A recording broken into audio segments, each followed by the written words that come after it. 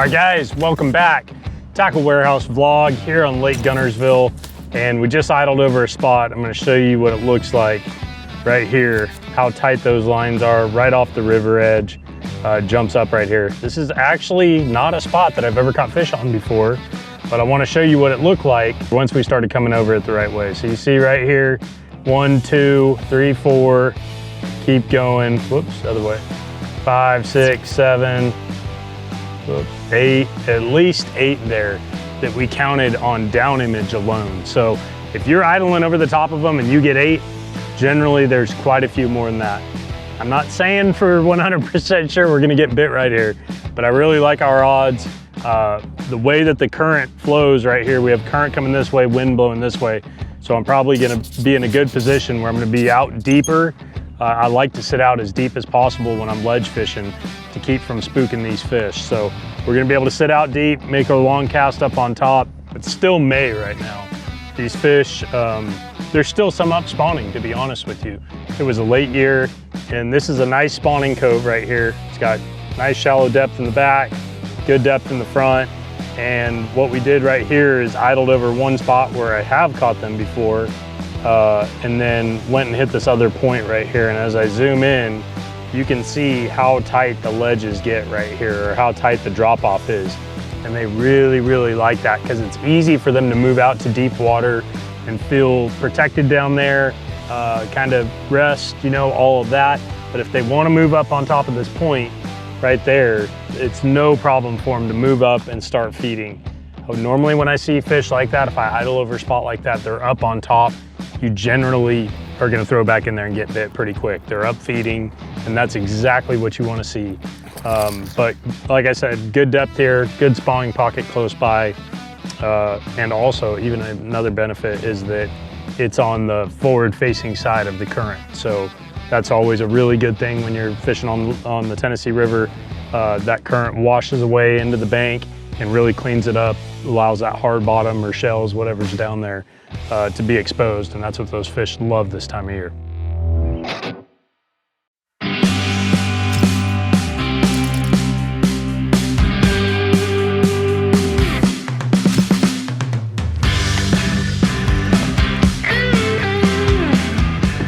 God, that's a good one.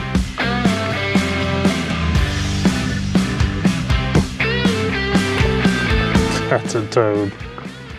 That is a toad, guys. I don't know, my own custom hair jig. Come here. Oh, that is a hog right there, boys. Wow. 6-pounder. That's fine.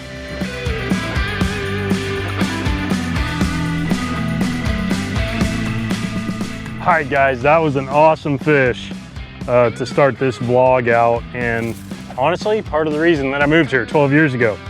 The lake is healthy right now. It's definitely on an upswing, and I hope it stays that way for a while because I've seen it get bad a few years ago. But right now it's fishing great. You can tell just by the health of that fish right there. Nice 5.5, 6-pound fish. I'm sure there's more down there too. I know there is. So we'll see if we can get some more bites, but that's what you guys are definitely 100% able. I got smoked right there for a second. That's what you're able to get out here on Guntersville post-spawn Tennessee River ledge fishing.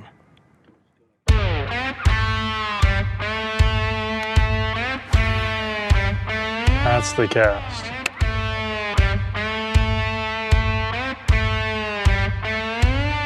There it is.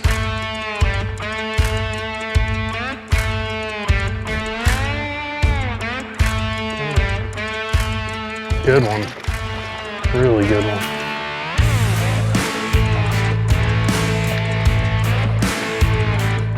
He's got it pretty good. Yep. Good enough.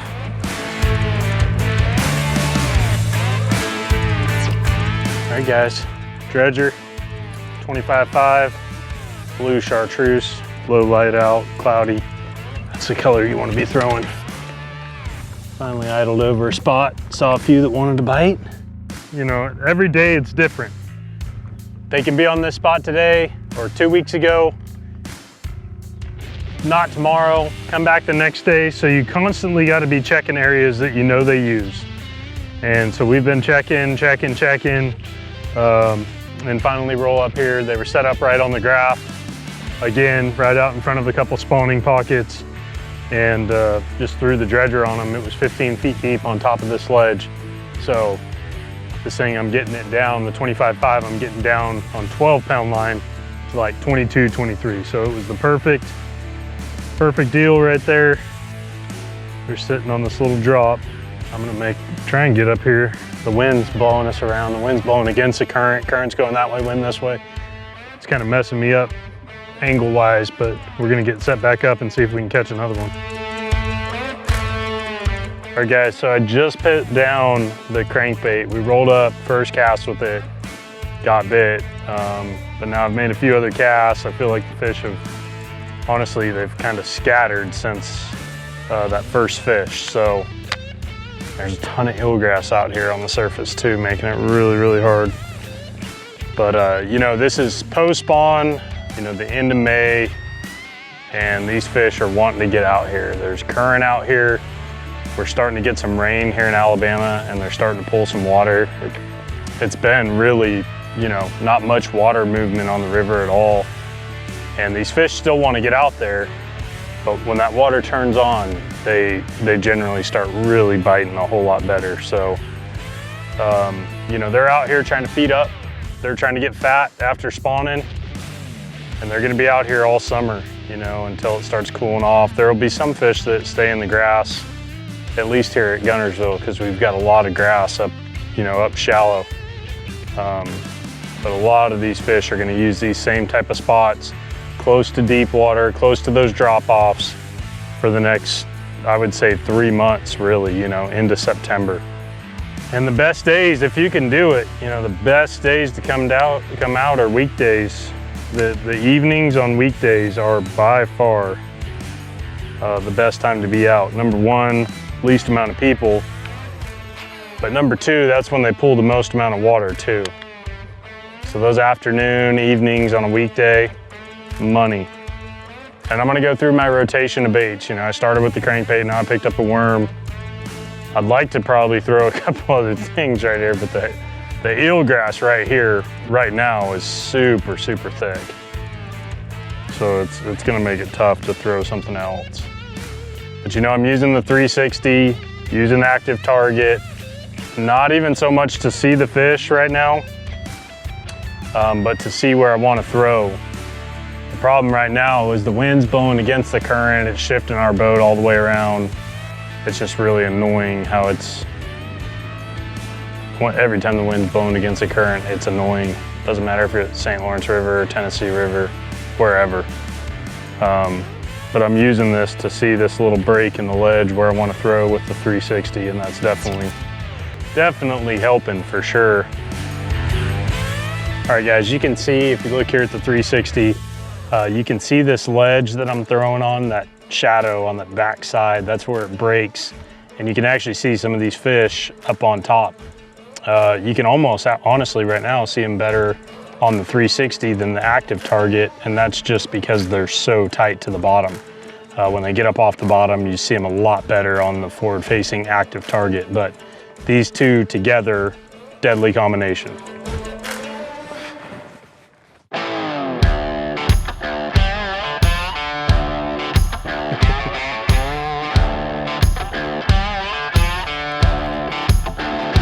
God, that's a good one.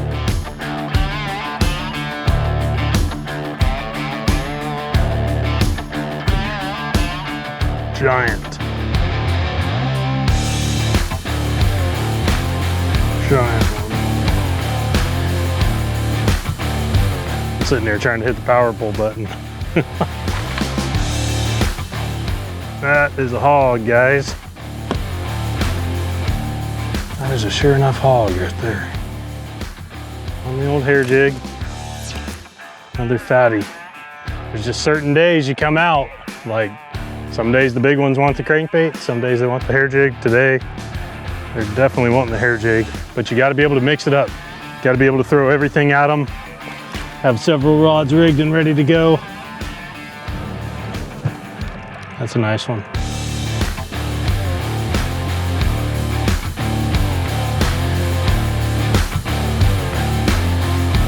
There he is.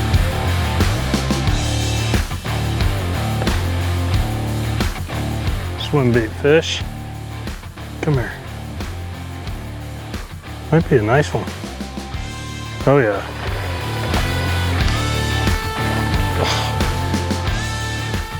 Who got the net? Anybody get the net? Got it. I got it on camera with the net. Dang. Well, if I had a better net guy, I would have been in the boat. It was a 4.5 pounder. Corey. That was a nice fish. So we switched. See, we've been sitting on the same spot. Went through the rotation, first cast with the crankbait, catch one.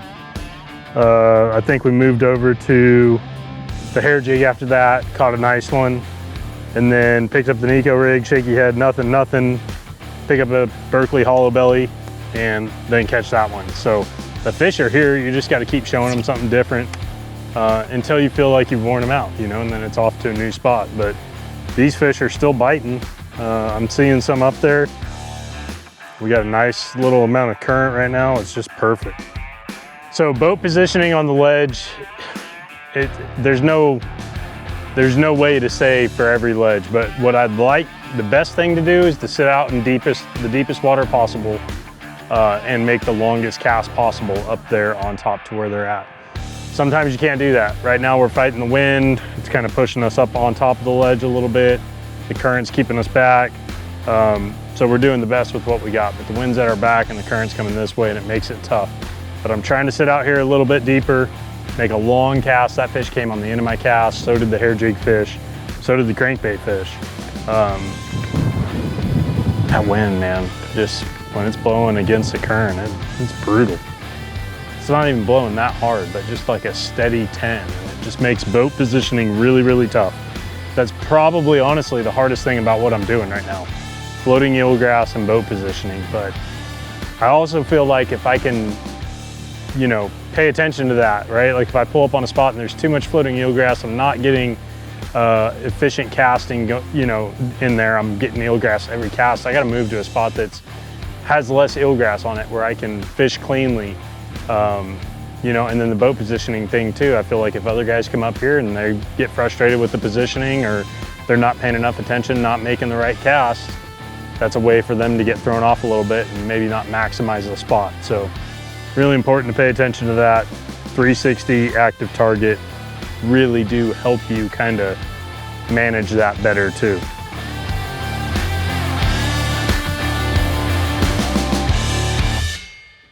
All right, so a lot of good info in this vlog so far. Hope you're enjoying it. Want to fill you guys in on my setup, rod and reel, and you don't have to, you know, go out there and get the exact one. It's more about the size of the line, the size of the reel, size of the rod. That's really important. So this is a 7'11" medium heavy winch rod from Abu Garcia. It's built for deep diving crankbaits. Of course, we've got the 25.5 dredger, 12-pound trilene 100% fluorocarbon, and a 6.6-to-1 Revo STX reel. I like a slower reel on these big crankbaits. Get them down there and you're able to grind them into the bottom really well. On the swim bait, same reel, 6.6-to-1 Revo STX, 17-pound trilene fluorocarbon, and a 7.6 heavy action rod. This is a big Fusion swim bait hook. It's a 6/0 hook, 3/4 ounce weight. So I'm making a long cast with it, and that's a big hook to put through their mouth. So I need all the power I can get out of that rod. And then last but not least, our little hair jig we threw, the 7.6 medium heavy Fantasista X. You want a little bit more of a limber rod with this bait, 15-pound trilene fluorocarbon, and a Revo STX at 8-to-1.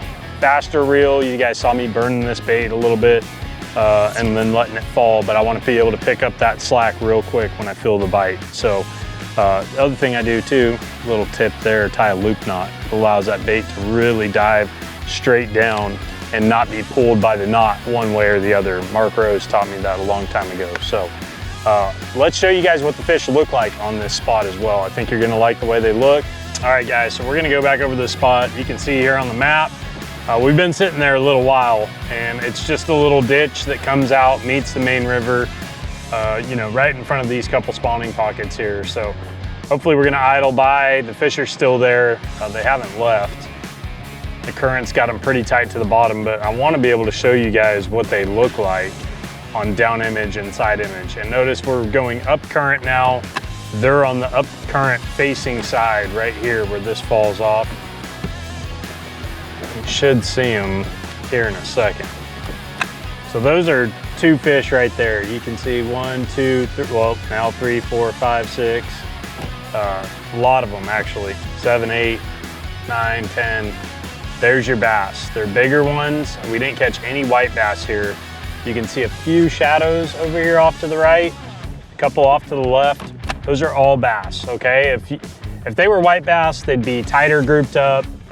Your shadows would be smaller, your dots would be smaller, but these are definitely all bass. When you have bigger dots like that, and then these shadows that we're looking at, you know, a few of these shadows right over here, those are 100% bass. They're sitting right where they're supposed to be.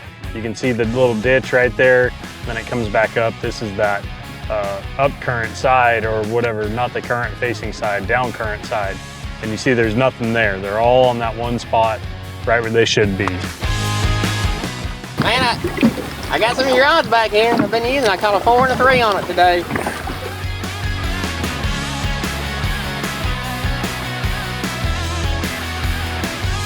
See ya.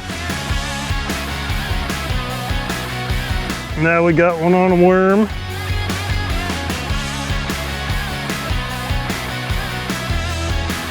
Old Jordan Lee and Justin Atkins stopped by to say hello.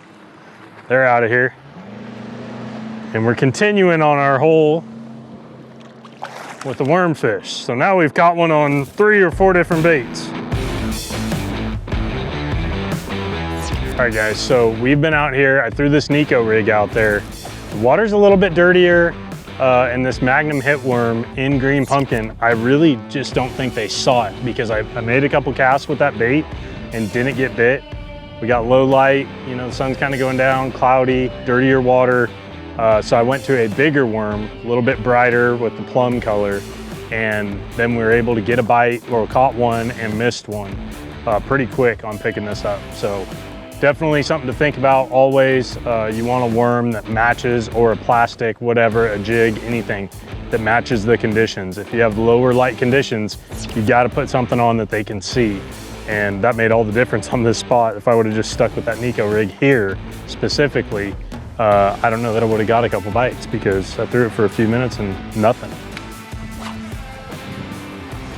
All right guys, well, whenever I'm fishing a ledge spot like this, I like to throw up current and then bring it. What the hell is going on here? Right now.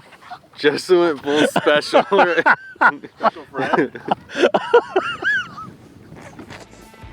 All right guys, so really important, anytime you can, you want to always throw up current and bring down current. Yeah, look at that last one did to me. I'm gonna get a new worm in it while I'm talking to you guys, but you always want to throw up current, bring down current. Right now, those fish, you can tell the wind has actually switched a little bit, kind of coming with the current now, which is that's the deal. That's the best situation. But with the wind and the current coming this way now, those fish, their heads are sitting right like that. And they might move a little bit to reposition themselves. But that is key. You don't want to be throwing, you know, down current, bringing it back up. You just will never, in my opinion, get the same amount of bites. Even if the wind is blowing against the current. I've seen it where, you know, I have my boat pointed, I had a co-angler one time in a tournament. I had my boat pointed into the wind, and he was, you know, the back end of the boat was basically up current.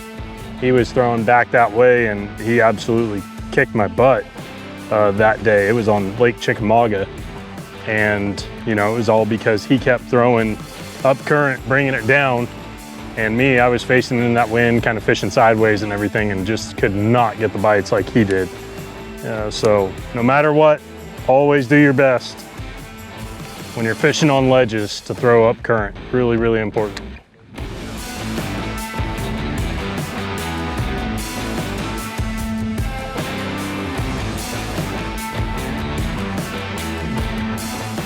Not gonna lose you.